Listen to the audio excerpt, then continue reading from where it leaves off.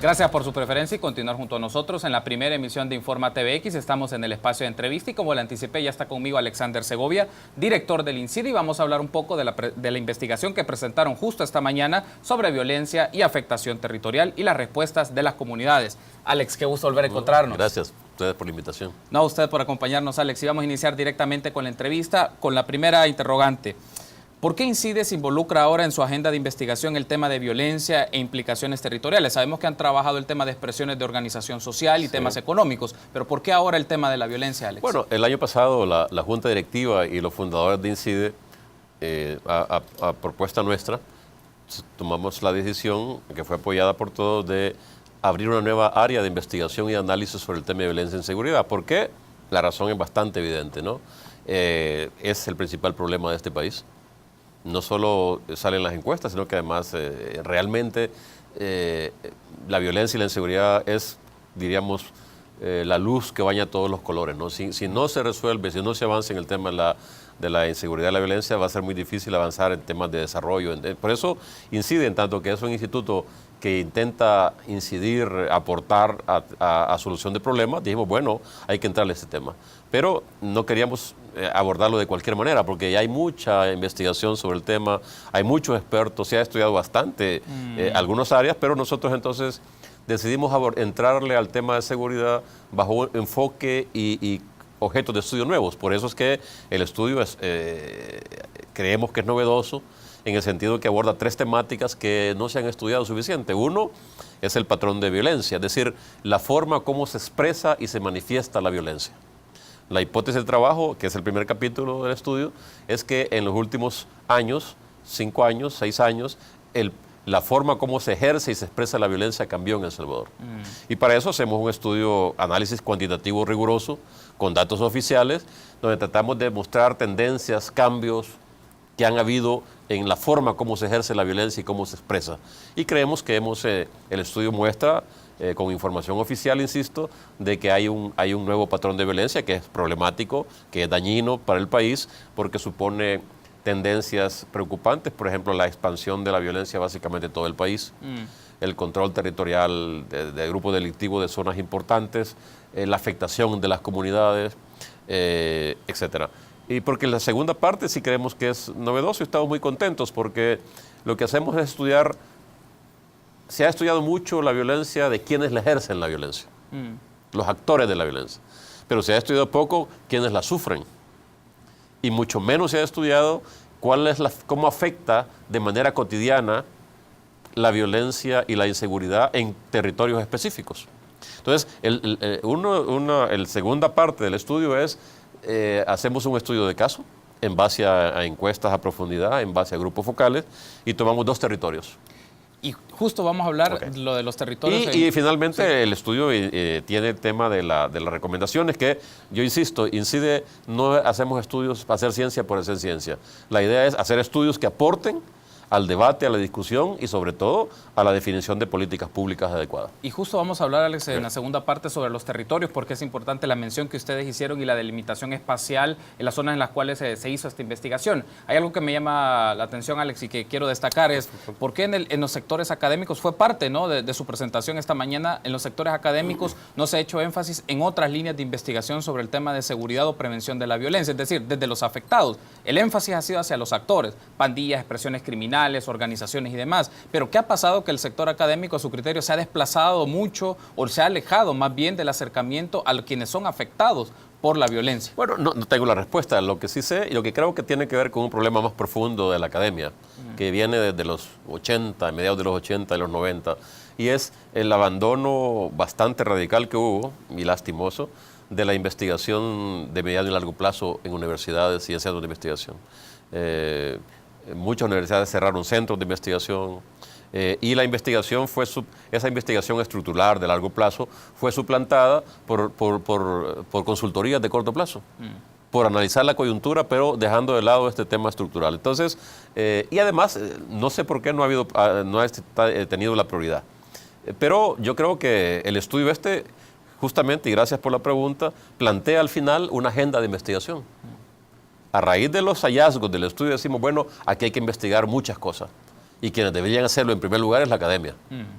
centros de investigación, universidades, organismos internacionales, porque si es correcto lo que planteamos en el estudio, que hay un cambio en el patrón, en la forma como se ejerce y se manifiesta la violencia, necesitamos entender cuáles son las causas, las consecuencias, para definir mejores políticas.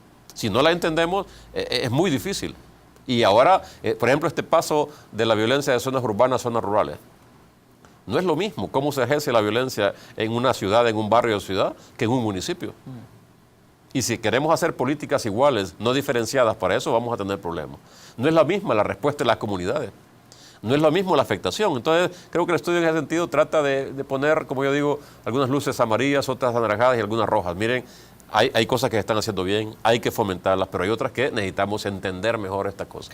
Alex, a su criterio, la lectura del patrón de violencia, que es la hipótesis generadora de esta investigación que ha desarrollado el INCIDE, ¿tiene esa lectura de ese patrón de violencia en las instituciones de gobierno? Pienso en gobiernos municipales y en el gobierno nacional. Entender que un patrón de violencia en los últimos 6 años, por lo menos, ha modificado en el despliegue territorial de los grupos, en este caso delincuenciales, pero también su control que tienen a nivel social. Yo creo que es cierto, yo creo que parte sí. La respuesta es, no le podría decir hasta qué punto, porque no tengo información del gobierno, pero sí. ¿Por qué? Porque la decisión el concepto que hay en el documento de El Salvador Seguro, de priorizar territorios, eso indica que ya hay un conocimiento, no sé qué tan profundo, de que la violencia está en territorios específicos y que muchos de ellos son rurales. De hecho, si uno revisa, bueno, Jiquilisco, que es uno de los estudios de los territorios que estudiamos, es el número 13 en prioridad. Y es ahí donde está llevando a cabo el plan Jiquilisco Seguro. Entonces, yo sí creo que hay cierto conocimiento. Las autoridades tienen mucha información. Ahora, lo que sí creo que no hay suficiente es el suficiente conocimiento de los territorios, de cómo en cada territorio se expresa la violencia, se ejerce la violencia, se expresa el control, cuál es el rol de las comunidades, cuáles son los vínculos de actores. Eso es lo que el estudio trata de decir. Miren, si en un territorio tan pequeño con lo que estudiamos, la afectación es distinta y la respuesta ciudadana es distinta, imagínense en otros territorios. Y ahí, por lo tanto, hay que hacer mucho más estudio. Y hay un reto para las políticas públicas. En El Salvador no hay experiencia en políticas públicas territoriales, es muy poca. Aquí hay mucha experiencia, como en toda Centroamérica y América Latina, en políticas sectoriales, pero no territoriales. Es decir, ¿a qué me refiero? Se hacen políticas para apoyar a la industria, para apoyar al comercio, para apoyar a la pequeña empresa. Esas son sectoriales, políticas de apoyo a sectores.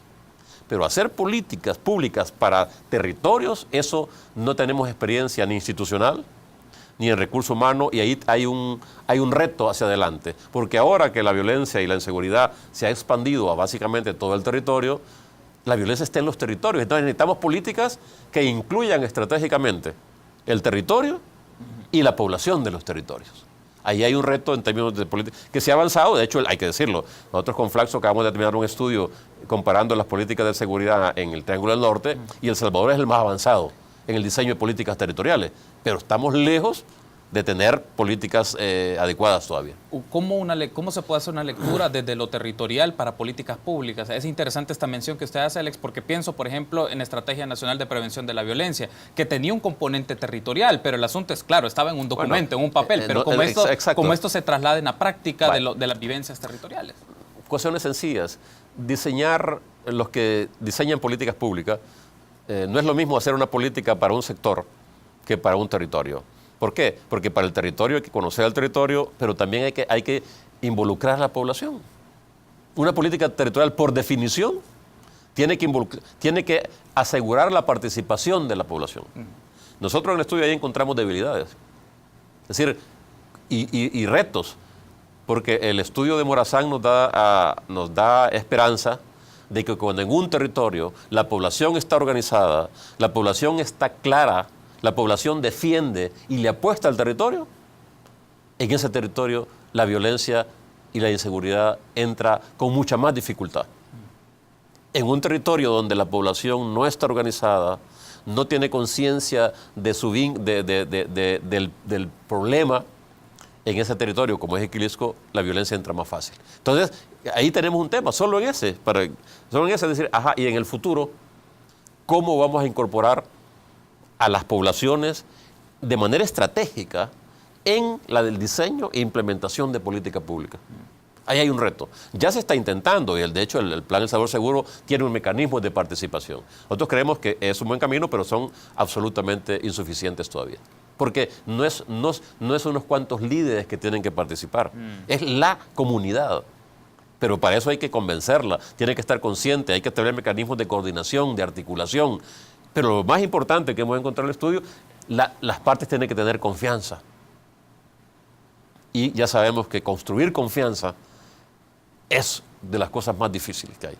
Construir confianza, Alex. Hacia el Estado. Y justamente, ¿qué implica esa construcción de confianza? Considerando lo siguiente, que las instituciones públicas, los partidos políticos y las expresiones institucionales son las más desacreditadas a nivel territorial. Ahí hay un Entonces, reto. ¿qué implica eso? Hemos encontrado el estudio en Morazán, por ejemplo, el nivel, no es casualidad, el nivel de confianza es mucho mayor que en Jiquilisco. O sea, el sistema que tienen en el norte de Morazán de prevención, porque es un sistema de prevención de violencia, hecho por las comunidades, supone hay una articulación directa con el Estado presente ahí. Hay relación de confianza con los policías porque son conocidos, porque son de las mismas comunidades. Los alcaldes o alcaldesas, independientemente del partido político, antes que verse como alcaldes, se ven como ciudadanos. Entonces, ahí hay una articulación de confianza. En Jiquilisco no. Entonces, una primera reflexión es, cuando se va a un territorio, una pregunta que debería hacerse las autoridades, ¿qué nivel de confianza tenemos? ¿Cómo nos reciben en ese territorio? Porque eso depende muchísimo, la sostenibilidad. Es decir, el tema ahora en muchos municipios, donde hay que decirlo, en Jiquilisco, la gente está contenta con los resultados de las medidas extraordinarias. Nosotros mismos, al principio que iniciamos la investigación, las entrevistas tuvimos que hacerlas en San Salvador por temas de seguridad. Hoy en este año hemos ido allá y ahí hemos hecho el grupo focales.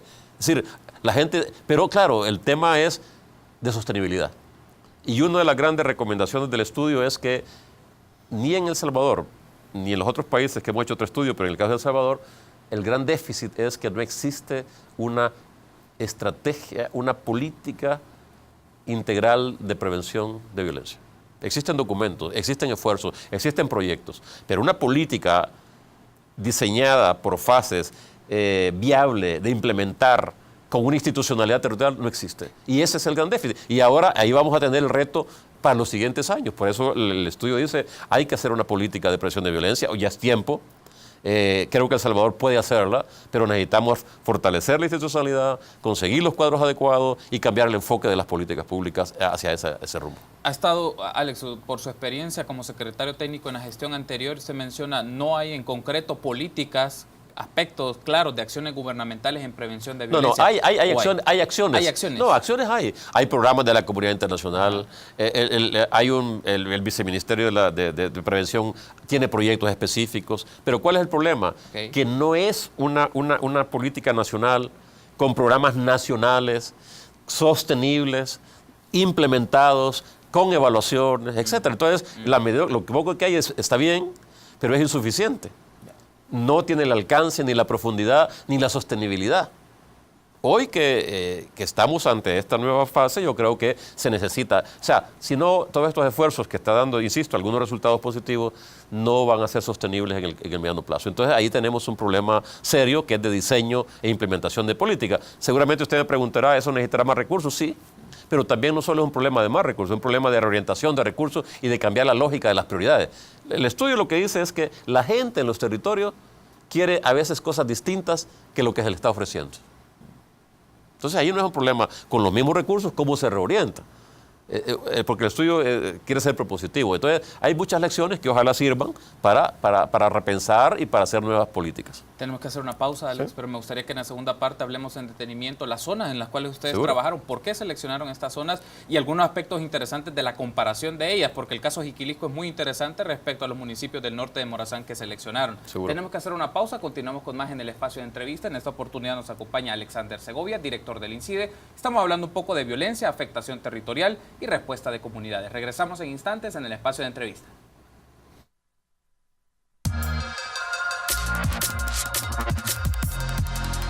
Continuamos en la entrevista de Informa TVX Primera Emisión. Estamos abordando en esta oportunidad el tema de violencias y afectaciones territoriales. Me acompaña el director de INCIDE, Alexander Segovia. Retomando entonces la entrevista, Alex, hay un aspecto metodológico que se mencionó esta mañana en la presentación del estudio. Ustedes seleccionaron 2 territorios. Seleccionaron el caso de Jiquilisco, pero también 3 municipios de la zona norte de Morazán: Arambala, Perquín y San Fernando. Exacto. ¿Por qué seleccionaron estos territorios, Alex? Queríamos hacer, como es un estudio pionero, y espero que se hagan muchos más y más completos, y con los recursos limitados que la Fundación Open Society nosotros, originalmente la propuesta era comparar zonas urbanas con zonas rurales, pero al final por temas de recursos lo tuvimos que hacer en 2 territorios. Entonces tenemos que elegir bien qué territorios rurales. Y definimos criterios. Los criterios eran, ok, elijamos 2 territorios rurales con características similares, pero donde la violencia es distinta. Entonces escojamos un territorio donde afectado grandemente por la violencia, pero donde haya población organizada, donde el Estado haya estado ausente desde siempre, ¿no? Donde haya mucha pobreza, marginalidad, ¿no? Y donde hayan activos productivos importantes. Y escojamos otro con las mismas características, pero con la diferencia que en ese otro territorio la violencia haya sido menor. Entonces eso nos permitía decir, con características similares, porque tanto el norte de Morazán como Jiquilisco tienen de los peores indicadores sociales, socioeconómicos, están abajo del promedio nacional. Entonces dice, bueno, siendo iguales, ¿por qué en uno hay más violencia que en otro? Y eso nos llevó, ese fue el criterio, y eso nos permitió estudiar 2 aspectos en esos territorios. Uno es cómo afecta la violencia y la inseguridad en el día a día a la gente, cosa que se ha estudiado muy poco, porque todo el mundo habla de asesinatos, de desaparecidos, pero en la cotidianidad, ¿cómo le afecta?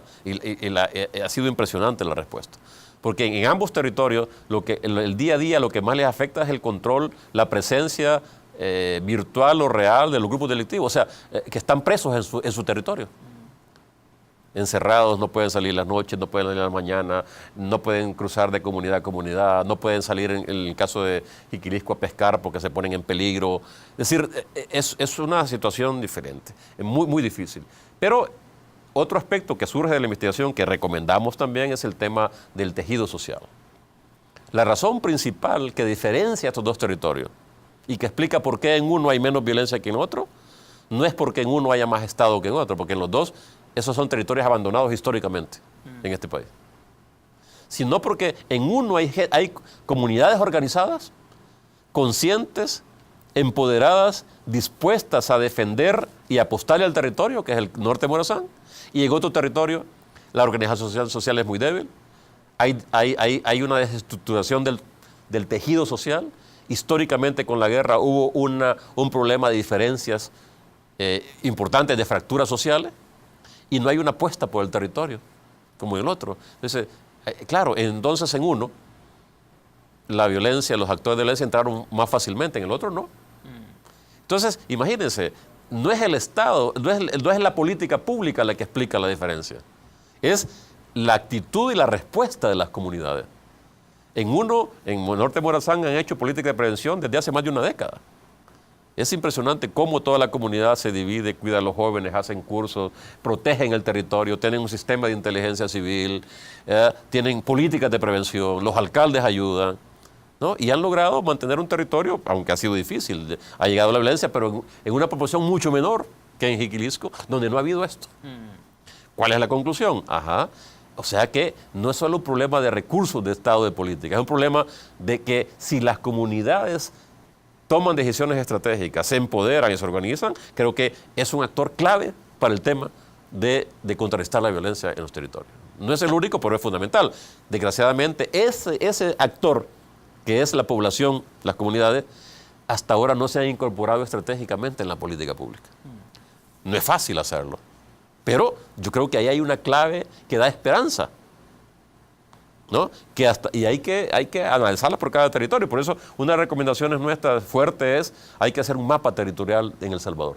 Alex, hay una mención que me gustaría poner sobre la discusión en este momento, es En la reflexión que ustedes hacían, particularmente a los municipios del norte de Morazán, y esta expresión de organización y de inteligencia, también no puede caer un poco el peligro y el riesgo de expresiones de autodefensa, por el hecho de que, claro, el Estado no está, entonces la gente busca las maneras de organizarse, aunque esto pueda significar peligro a la seguridad y a los derechos humanos. Esa es una buena pregunta, porque hay gente que me ha preguntado de ayer que si eso significa que en esas comunidades hay grupos de exterminio. No, esa es otra cosa. No, nosotros en el estudio lo que investigamos es cómo la comunidad en su conjunto, como comunidad, como colectivo social, responde a la violencia. Y allá en el norte de Morazán es que no es de ahora, desde hace tiempo. Es que si no nos explica por qué históricamente, bueno, si en el 2013, 2014 no hubo ningún homicidio. O sea, eso no es nuevo. Es producto de una política de la comunidad, de organización, de conciencia, de empoderamiento. Esa gente lucha por su territorio, lo creen, este es nuestro territorio, nosotros lo defendemos primero. Por supuesto, es tan grande el problema que les está costando. Y esto lleva a otra reflexión. Ese territorio donde no es prioridad, pero hay que incluirlo en una política literal, porque si no, a los años se va a convertir también, puede convertirse en un problema. Porque lo que hemos descubierto, entre la respuesta, lo que hemos descubierto es que de Jiquilisco, por la gravedad, la gente está huyendo, está migrando. Y mucha gente de Jiquilisco, porque tiene familiares o conocidos, se está yendo al norte de Morazán. Entonces en Morazán entienden que ya un problema de afectación es que está llegando mucha gente de fuera que les está complicando el manejo del territorio. De nuevo surgen temas de sobrevivencia, cómo la gente responde ante un tema. Nosotros decimos, en un caso hay una resistencia, hay una actitud pasiva, una actitud casi individual, y en otro caso es colectivo. Claro, la pregunta es, ¿se puede replicar el caso del norte de Morazán? Hay otros casos, en el norte, en Chalatenango, en Cabañas, en la costa. Lo que decimos en el estudio es, miren, la lección ¿cuál es? Que quien controla, es clave entender quién controla el territorio, porque eso depende mucho del nivel de violencia y la forma de atenderla. Y por otro lado, es clave incorporar, ya es tiempo de que asumamos que la población juega un rol estratégico en esto. Claro, ¿cómo eso se va a traducir en la política pública? Tiene retos y es complicado, pero yo creo que hay una línea nueva, no nueva en el sentido que no se sabía teóricamente, pero que dice el estudio sucede en la práctica y por lo tanto aprovechemos eso, porque si no hay un riesgo, sobre todo con los jóvenes, ¿no? En Jiquilisco nos decían, y yo creo que es bueno que los televidentes lo sepan, decíamos, qué bueno que andan haciendo un estudio sobre violencia, pero miren, hagan un estudio sobre reconstrucción mejor. Pregúntense qué va a pasar cuando termine la violencia si aquí ya no tenemos jóvenes. Aquí ya no hay gente, se está quedando sin gente. ¿Cómo vamos a reconstruir este territorio sin gente? Ese es el impacto real de la violencia, ¿no? Y con daños psicológicos enormes, con destrucción de tejido social. Y esto que hemos escogido, 2 territorios pequeños. Entonces nosotros decimos, el estudio lo que trata, yo insisto, nosotros no hacemos estudios, hacer ciencia por hacer ciencia. Es estudios que vayan encaminados a ayudar a que se resuelvan los problemas. Y entonces ahí creo que es una línea de trabajo. No es fácil, ¿no? Y ahora sí, el Estado tiene una gran responsabilidad, porque en ambos territorios, históricamente el Estado, y la gente se queja. En Morazán se queja, dice, o sea que el premio que nos dan a nosotros por hacer bien las cosas es no ayudarnos, ¿no? Y en Jiquilisco es, mire, estamos tan mal que la ayuda es muy poca. Entonces, ambos piden Estado, ambos piden ayuda. Y la ayuda tiene que ser diferenciada. Nosotros decimos, hay que hacer un mapa territorial por etapas, no se puede dejar solo a un territorio porque dice que ya está bien, porque ahí la intervención es más barata. Y ahí sí se pueden utilizar medidas de prevención mucho más eficaces y evitar problemas futuros. Pensando un poco, Alex, en el tema de diseño de política pública y de los elementos que brinda esta investigación, ¿cómo abordar el tema de participación ciudadana y de organización? Pensando en el caso de Jiquilisco, Alex, que está desactivado totalmente las expresiones organizadas, por lo menos a nivel comunitario, pero el manejo territorial lo tienen las pandillas. Es decir, ¿cómo en materia de política pública diseñar participación y promoción ciudadana en entornos que son manejados por sectores? Bueno, eso nosotros hacemos una lección, ¿no? Hay lecciones que ya se han hecho en otros países y que el estudio de campo lo está diciendo. La primera prioridad de intervención del Estado en un territorio es lograr su control. Si no hay control territorial, no se puede pensar en hacer otra cosa. Una vez que se controla el territorio, hay que consolidar ese control, o si está controlado hay que consolidarlo, y después hay que comenzar con de manera complementaria con un proceso de política de prevención de corto, mediano y largo plazo. Eso es lo que está faltando ahora. Porque en Jiquilisco yo creo que está, insisto, la gente que entrevistamos, los grupos focales, los jóvenes dicen, las medidas, en los últimos meses hemos sentido la diferencia, tenemos un alivio. Pero dicen, ¿pero qué ellos qué le piden al Estado? Que se quede para siempre la policía y los soldados. Eso no es posible. Digo, no vamos a llenar al país de policías y soldados. Esa es la primera fase. Pero la segunda fase, ¿cómo es? Para consolidar eso, es las políticas de prevención y la participación de la comunidad, ¿no? En Morazán nos decía, nosotros no pedimos mucho. Aquí el problema, imagínense, el problema de los jóvenes de Morazán es que ellos quieren quedarse ahí, porque creen que todo El Salvador es crisis, y lo que están pidiendo, pero el norte de Morazán es pura agricultura, no hay oportunidad de trabajo. El 90% es actividad agrícola. Entonces los jóvenes salen de bachillerato y dicen, mire, que nos ayuden con becas, queremos quedarnos acá, queremos algún trabajo. Allá el problema es de trabajo. Allá en Jiquilisco es un problema también de becas, de otro tipo. Entonces, cada territorio, la gente está diciendo, mire, esto queremos. Claro, no hay para todo y hay que hacer una estrategia. Pero de nuevo, volvemos a la política pública. Nosotros creemos que si el estudio sirve para repensar, para reflexionar, para ajustar cosas, para buscar nuevas avenidas, yo creo que lograremos nuestro objetivo estratégico. Alex, hay otro elemento que quiero poner Sí. para la reflexión en este momento, es la lectura, si se quiere, urbano-rural, porque mucho del énfasis que se hace en intervención gubernamental es pensado en ciudades, pensado en las características de ciudades, los movimientos, las expresiones de exclusión, pero ¿cómo entender esta lectura, Alex, desde los territorios? Y un poco en el trabajo que ustedes hicieron de campo, identificar esos elementos. Sí, de hecho, nosotros hoy quisiéramos, o que alguien lo haga, y nosotros, por supuesto, hacer un estudio en territorio urbano y compararlo con uno rural. Y comparar dos urbanos. No es lo mismo la afectación de violencia y la respuesta en la zona de, qué sé yo, de San Bartolo, la Sacamil, en una zona urbana numerosa, donde aquí las expresiones de organización son distintas, donde la influencia de los medios de comunicación es distinto, donde el nivel educativo es distinto, donde el control territorial es distinto a un territorio rural. Entonces hay que hacer estudios, decir, en las zonas urbanas populosas con estas estadísticas, por ahí podemos entrar con una política tal. En las zonas rurales con esto. Ya se están haciendo, yo digo, no es que no se estén haciendo cosas, pero yo creo que el estudio lo que dice es que hay que tener más estudios más sólidos, porque si no se cae en el error de hacer generalizaciones. Y las generalizaciones no sirven en estos casos. Y una generalización de política lo que lleva es a desperdicio de recursos y lo que es peor, a perder credibilidad de la política. Se pierde credibilidad. Cuando usted llega con una política que no es apta para el territorio o para eso, pierde eficiencia y pierde credibilidad. La gente no le cree. Distinto es que usted lleve, tome en cuenta las comunidades, haga una política y dice, bueno, eso sí, porque eso es lo que a nosotros entendemos que es correcto. Y los incluya. Viene un tema de participación ciudadana, clarísimo. Yo ahí sí hemos dado vuelta en INCIDE, hemos hecho recomendaciones de estudio, porque claramente, ¿cuál es la mejor metodología, el mejor diseño institucional para incorporar a las poblaciones a las políticas de seguridad? Yo creo que ahí hay que darle pensamiento, porque es distinto.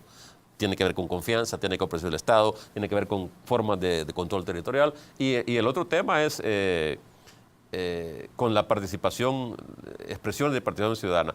No es posible que participe toda la gente. No es ni siquiera conveniente. Pero lo que sí es claro es que se necesita que los liderazgos reales, no los formales, no las contrapartes de los partidos, no las contrapartes del gobierno, sino que los liderazgos reales que representan a la comunidad, ellos participen de alguna manera.